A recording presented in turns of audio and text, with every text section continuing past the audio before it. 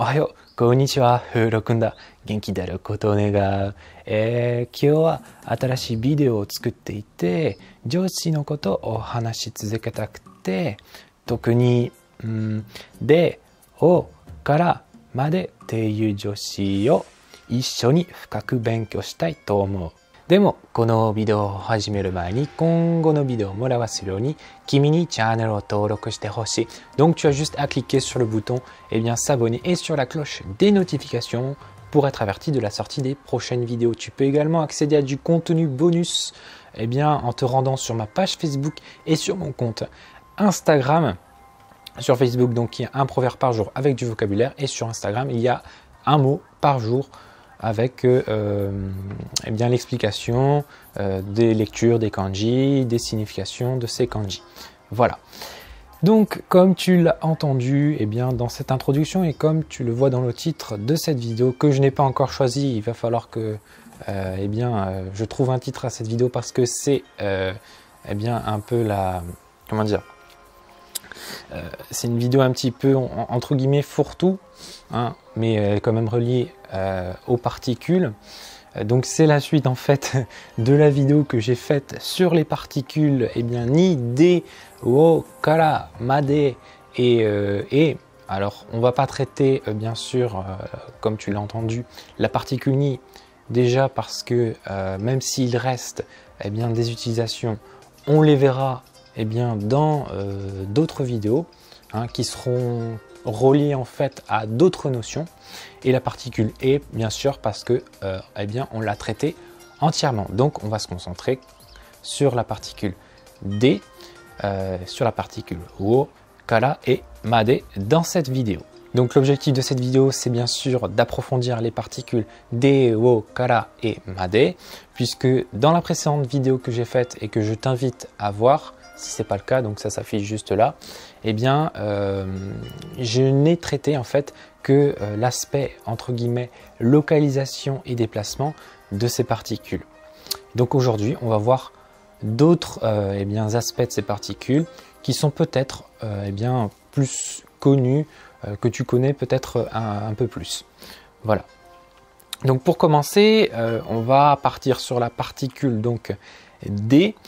Et la particule D, je fais un petit rappel, elle s'utilise normalement pour indiquer le contexte spatial, temporel et surtout contextuel d'une action.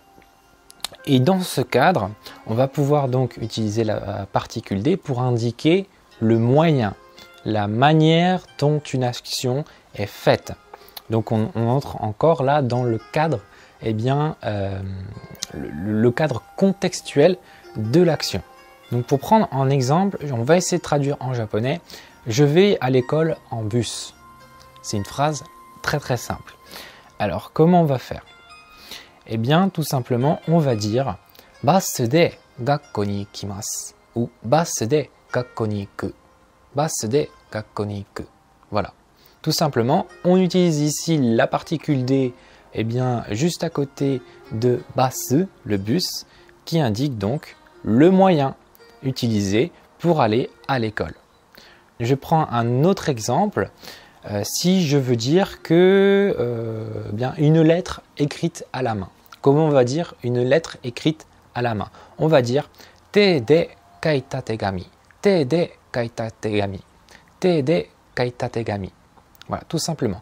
On indique grâce à la particule D que la lettre est écrite à la main. Donc T, c'est la main. Voilà. Si maintenant je veux traduire en japonais, c'est mieux d'enseigner le japonais en japonais. On va traduire ça par Nihongo de Nihongo o shiru hou ga ii ou Nihongo de Nihongo o shiru hou ga ii desu. Donc on utilise la particule D à côté de Nihongo. Donc c'est-à-dire que c'est le moyen qui est utilisé en fait pour enseigner le japonais. Donc le moyen pour enseigner le japonais, c'est d'utiliser le japonais. Voilà. Donc c'est pour ça qu'on a la particule D à côté de Nihongo, le premier Nihongo. Donc une fois cela dit, on va pouvoir s'intéresser à la particule O. Et j'avais dit donc dans la précédente vidéo où j'en parlais, que la particule O pouvait soit être utilisé pour marquer un point d'éloignement. Par exemple, quand je veux dire que je sors de la maison, donc je m'éloigne de la maison, ie o demasu, ie o demasu. Donc je sors de la maison, je m'éloigne de la maison. Et ensuite, j'avais dit que la particule o pouvait être utilisée pour indiquer qu'on traversait un cadre temporel, par exemple une époque, le XXe siècle, hein, ou que on traversait un cadre spatial, par exemple une ville. Donc une ville, c'est un lieu en particulier. Si je veux dire que je nage dans la rivière, je peux dire kawa o yogu, kawa o yogu. Voilà, je nage dans la rivière. Voilà. Donc je traverse la rivière en gros en nageant. Hein. Voilà. Ok. Donc maintenant, on va s'intéresser à une fonction que tu connais sûrement, mais qui est d'indiquer en fait le complément d'objet direct, c'est-à-dire la chose ou la personne qui subit l'action du verbe. Si je veux dire que je mange une pomme, je vais dire ringo taberu. Ringo taberu. Qu'est-ce qui subit l'action? C'est ringo. Ringo est manger. Hein. Donc ringo subit l'action de taberu qui est le verbe manger.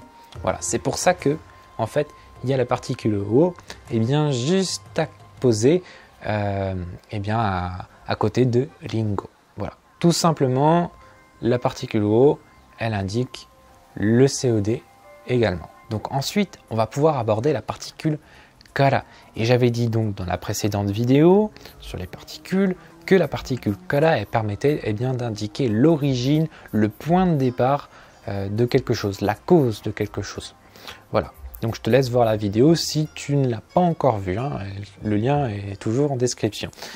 Et donc de cette fonction-là va découler une autre fonction de la particule kara qui est d'indiquer la composition d'un objet. Si par exemple en japonais je veux dire que le natto, c'est donc ce plat à base d'haricots de soja fermentés et donc fait à partir d'haricots de soja, on va dire natto wa daizu kara tsukuraremasu. Natto wa daizu kara tsukuraremasu. Le natto est fabriqué à partir de fèves de soja, de haricots de soja. Hein. Donc c'est pour ça que il y a kara qui est juxtaposé avec donc à côté de daizu. Donc daizu c'est les fèves de soja, les haricots de soja. Hein. Donc on indique grâce à la particule kara la composition du natto. Et enfin, pour terminer, on va pouvoir aborder la particule made, particule qui peut être utilisée pour indiquer un point d'arrivée, comme on l'a vu dans la précédente vidéo qui parlait de cette particule.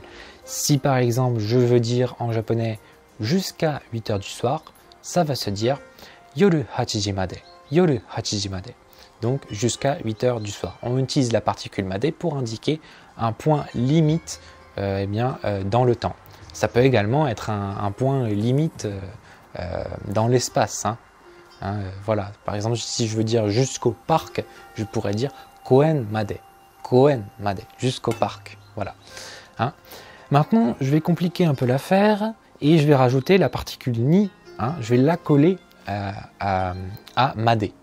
Et là, en faisant ça, donc en obtenant la locution madeni, on va pouvoir indiquer que l'action ne peut plus être réalisée si on dépasse le point du temps indiqué donc par madeni. Si je veux dire en japonais que avant de mourir, je veux réaliser mon rêve japonais, ça va se dire donc shinu madeni nihon no yume o kanaetai. Shinu madeni nihon no yume o kanaetai. On se rend bien compte que si je meurs, je ne peux pas réaliser mon rêve japonais. C'est impossible. Donc c'est pour ça que madeni est juxtaposé à shinu, donc mourir. Si je meurs, le rêve japonais ne peut pas être réalisé. Ok? Donc j'ai jusqu'à en fait le moment de ma mort pour réaliser le rêve japonais. Voilà, c'est ça que signifie eh bien, la particule, la locution, eh bien, madeni. Et enfin, pour terminer, je vais rajouter la particule wa, eh bien, à ce madeni. Ce qui va donner naissance à une nouvelle, en fait, locution qui est madeni wa. Hein. Et cette locution, on peut la traduire par au plus tard. En gros, en fait, elle renforce le sens de madeni. Hein. C'est-à-dire que voilà, si je dépasse le point du temps qui est donné, hein, eh bien, l'action ne pourra pas du tout, alors pas du tout, être réalisée. D'accord?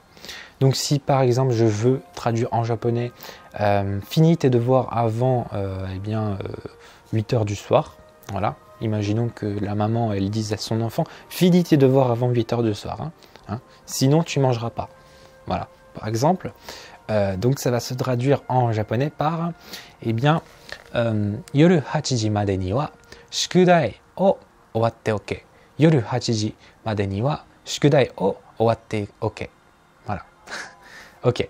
Donc on utilise la particule, la locution, pardon, madeni wa à côté de yoru 8時.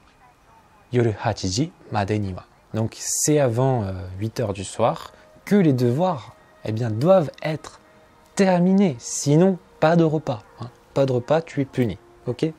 Donc voilà, cette vidéo est maintenant terminée. J'espère que tu l'as appréciée, qu'elle t'a aidé surtout. Et si c'est le cas, eh bien, tu peux me laisser un énorme pouce bleu. Si tu as des questions, tu peux me les poser en commentaire. J'y répondrai avec plaisir. Et j'ajoute, eh bien, comme d'habitude, que tu peux avoir accès à 2 vidéos bonus. Hein, elles sont totalement gratuites. Donc 2 vidéos qui traitent la première eh bien, de l'apprentissage des kanas. Si tu es toujours en train de galérer à les apprendre, voilà, ou que ça t'échappe encore, eh bien, il y a une vidéo pour ça qui t'attend. Et l'autre vidéo, eh bien, ce sont mes meilleurs conseils pour apprendre le japonais. Si tu es toujours en train de stagner, que tu as la sensation de ne pas avancer, par exemple sur l'oral, sur l'écrit, enfin voilà, tous ces domaines-là, eh bien cette vidéo-là t'attend. Il suffit en fait juste de cliquer dans le lien qui est dans la description, de mettre ton adresse mail et moi en fait je t'envoie les vidéos l'une après l'autre. C'est-à-dire que pour la vidéo sur le canal tu la reçois tout de suite et pour la vidéo eh bien, sur mes meilleurs conseils pour apprendre le japonais, eh bien tu la reçois 1 ou 2 jours après, enfin voilà, un peu plus tard. Ok, moi je te souhaite donc tout le meilleur dans ton apprentissage du japonais. On se revoit à la prochaine vidéo, donc bye bye, matane et gambaro ne.